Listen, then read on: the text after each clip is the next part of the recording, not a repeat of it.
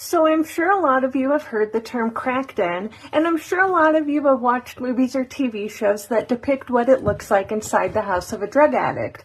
But here's what it looked like inside of the last apartment that I had before becoming homeless. And at no time in this video am I exaggerating about anything. We were very dope sick when we moved, and we moved to a place on the 3rd story. So when we got in there with our mattress, it fell onto the ground in the living room, and that's where it stayed the entire time we lived there. Besides that, we had a TV and a bunch of clothes and stuffed animals, and that was the apartment.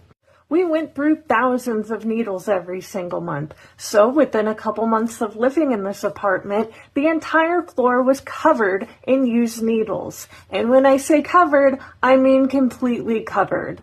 When our needles would get clogged because they were filled with black tar heroin mixed with coagulated blood, we'd have to press really hard on them to try to get them unclogged. So all of the walls and the ceiling were covered in blood spatter that was also kind of mixed with black tar heroin spatter. The constipation you deal with when you're addicted to opiates is intense. So to help with that, our bathroom had spoons to help with it.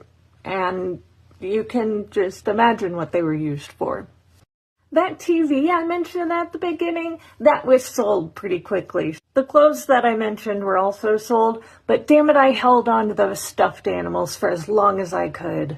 At one point, they were sending maintenance guys to every single apartment to install new smoke alarms, and when he came into our apartment, he was like, "Oh, let me take my boots off. I've been working outside, they're really dirty."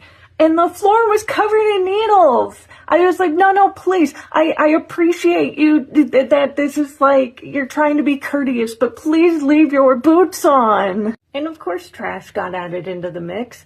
Cigarette butts, food wrappers, and other fun pieces of trash like myself and my boyfriend. I would leave cartons of milk by my side of the mattress and think, I'll just leave the air on really high, and then I'll never have to put the milk back in the fridge.